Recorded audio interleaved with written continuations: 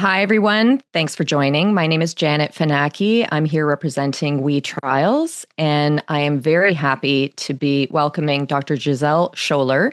Dr. Sholler, welcome. Thank you. This being Childhood Cancer Month, we're really pleased to be welcoming you to discuss some things that are very important to discuss. Let me just get into a little bit of your background first. Sure. Okay, so Dr. Sholler, you are a leading pediatric oncologist specializing in neuroblastoma and other rare childhood cancers.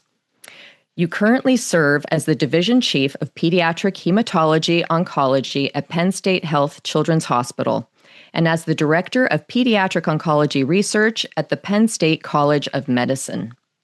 You are the founder and chair of Beat Childhood Cancer Research Consortium, a global network of over 50 hospitals working together on innovative clinical trials for pediatric cancers.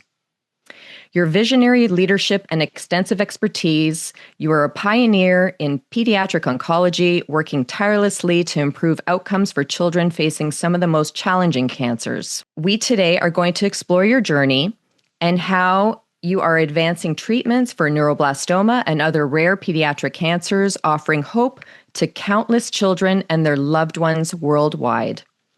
So let's get started. Let's have a bit of an understanding of what neuroblastoma is. Sure. So neuroblastoma is a childhood cancer that primarily affects children less than 6 years of age. It's a solid tumor of the nervous system, but outside of the brain. So it can originate anywhere along the spine or in the abdomen. In children less than 1 year, it actually has a very favorable prognosis, and those children do very well. But in children over the age of 1.5 to that 5-year range, it's a very aggressive and hard to treat cancer. What makes it hard to treat? So in those children over a year and a half, it's often very widespread at diagnosis. It's got the primary tumor, but it's often already spread the disease to the bones, bone marrows, lymph node, liver, and even possibly the lung and the brain. So children come to the emergency room, the pediatricians, with very advanced cancers right at diagnosis. Then the children must undergo extensive therapy, which includes high-dose chemotherapy, surgery, bone marrow transplant, radiation, and then antibody immunotherapy, as well as DFMO. Prior to the immunotherapy and DFMO, 10 years ago, the relapse rate was very high. We used to tell children there was a 30% chance of survival. With these new additions to therapy, I've made significant improvements, but there's still more that we need to do.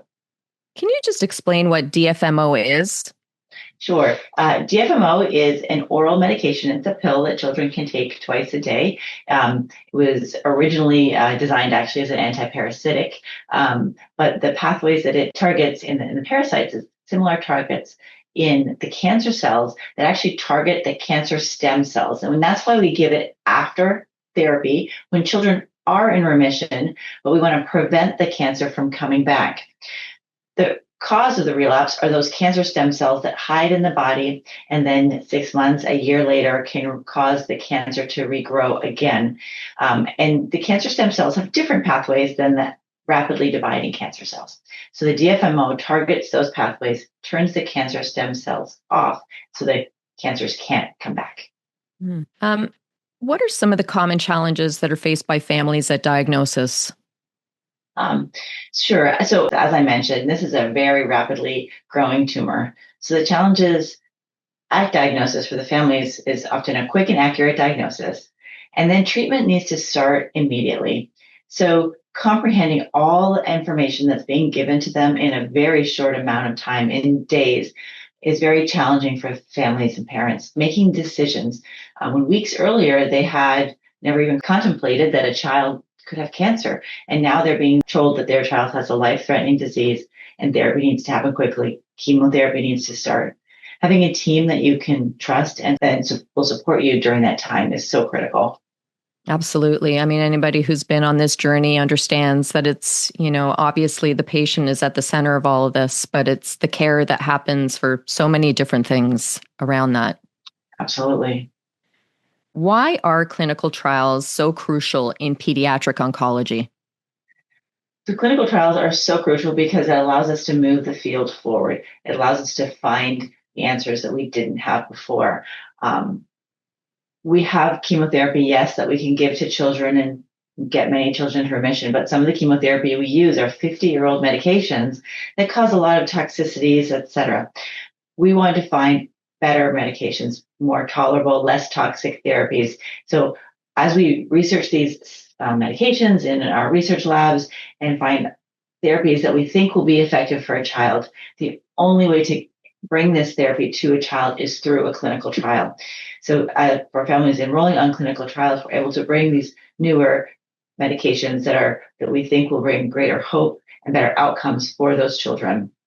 And really, the goal is to improve survival in children long term. And the only way to do that is to participate in a clinical trial. We can find the answers. We can change the standard of care. We can get drug approved by the FDA so that all children can have access.